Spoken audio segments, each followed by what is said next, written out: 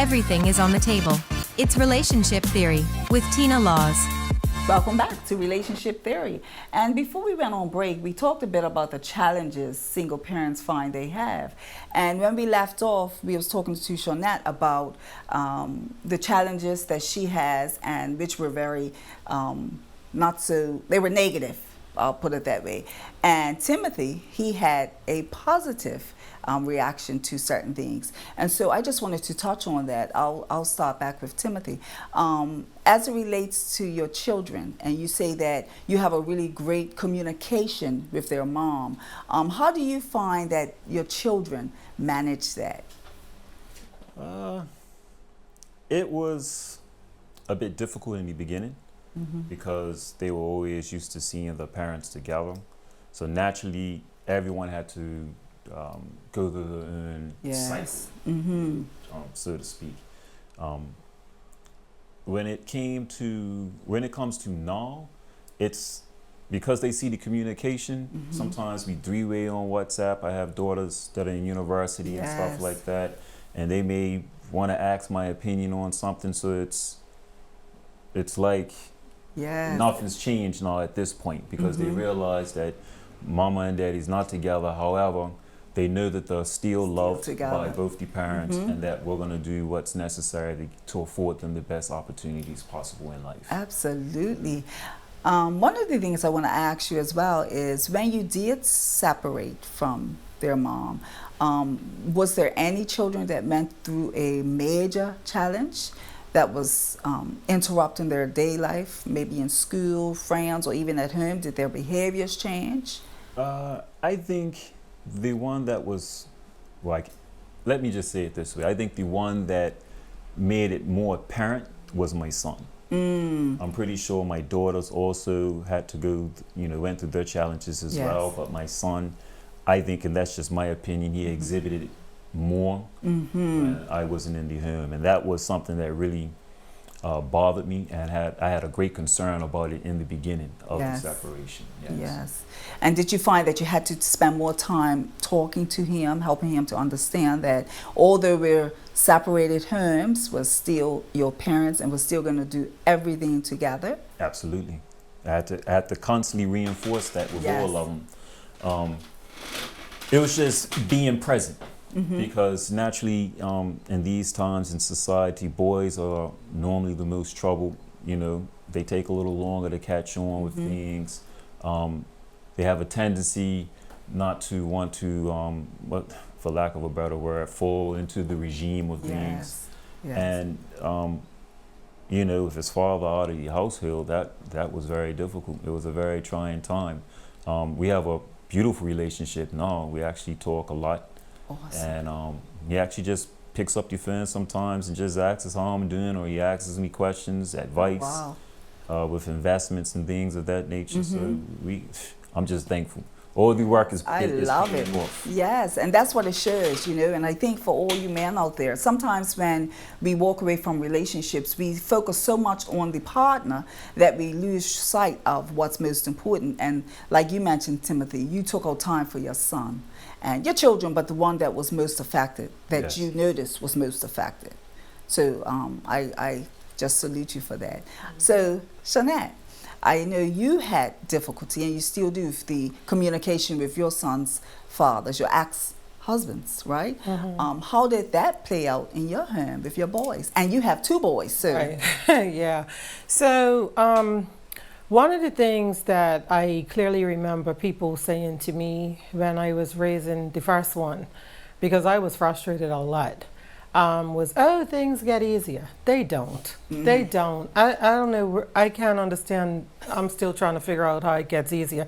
Because especially with sons, even though they're grown, they're men, you still worry. And especially in Bermuda's climate, I don't know of too many mothers with sons that sleep very well at night until they know their sons are in the house. Absolutely. And it's sad that Bermuda's come to this, but this is what it is. But for me, the other thing is that people used to always say, well, never talk bad about your son's fathers or father, And I don't care how hard you try, it happens. Because in the moment of frustration, we as mothers, we say things. Yes. And we're only human. We say things. So I always kind of look side-eyed at people who say, oh, my child has never heard me say anything negative about his or her father. That's not true. We do out of frustration.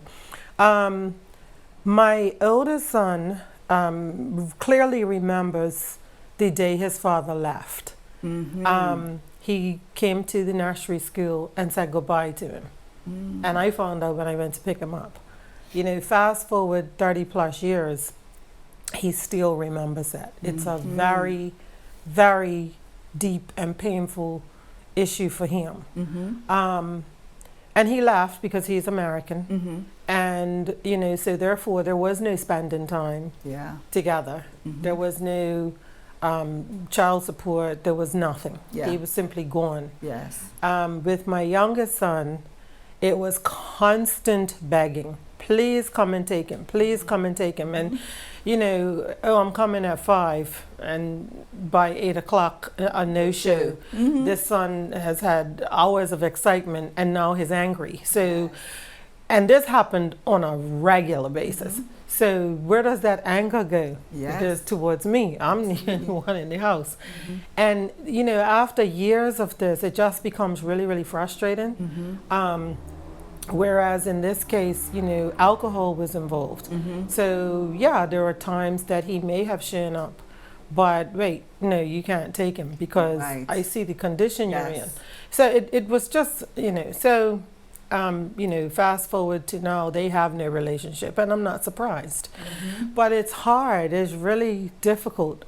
You know, my communication with both of my son's fathers is 0. I've chosen, well, I don't have to talk to them. You don't have to talk. Either one adults. of them. They're adults. So, and one of the things I want to ask before I forget is how do you find that your sons have managed that today? Do you see anything, or along the way, have you seen anything that signified that moment when his father walked away from his nursery and your son always asking or thinking his father's coming and he never showed up or didn't show up as often as he said he would, not sticking to his words? Have you noticed anything in your sons that signify those moments? So in each of those cases, I just think of the word rejection and abandonment. So what I did a lot to make up for what was missing. I remember with my eldest son, we traveled like 3-4 times a year. I mean, he loved a hotel. I think I've created a bit of a monster now because now he loves to travel and he loves his hotels and room service. We did a lot together. With the younger one, I didn't travel as much with him, but I got him involved in a lot of activities. So they didn't really have time to think about what was missing. In terms of male role models, like my father was just phenomenal because they have to have male interaction. And both of them right now today live their lives where neither one of them want to disappoint my father. Right? My brother-in-law, he's been in our life for about 20 years. He's played a really good role. Football coaches, you know, I've gone to the football coaches and said, listen, I need you to talk to this one or that one. You know, the late Ronnie Smith, the pastor, he was phenomenal in my eldest son's life. So I've sought out men to be involved in their lives.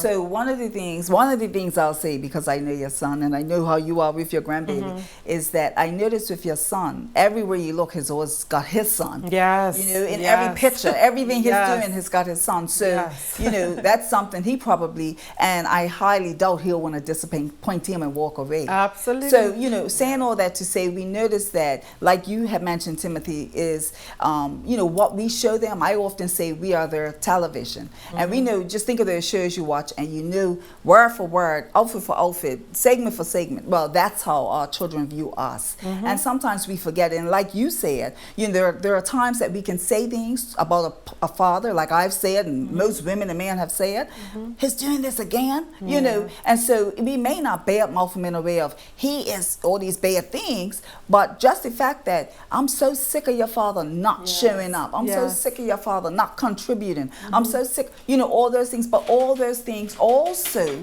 as a mom of a son, can impact our children. You see, so back to this again, I think it's commendable, and it goes both ways, because then we do have moms that have amazing relationships with the exes, and vice versa, and the fathers that don't. But let's go into the dating life. We'll talk about that when we come back from break. You don't want to miss it.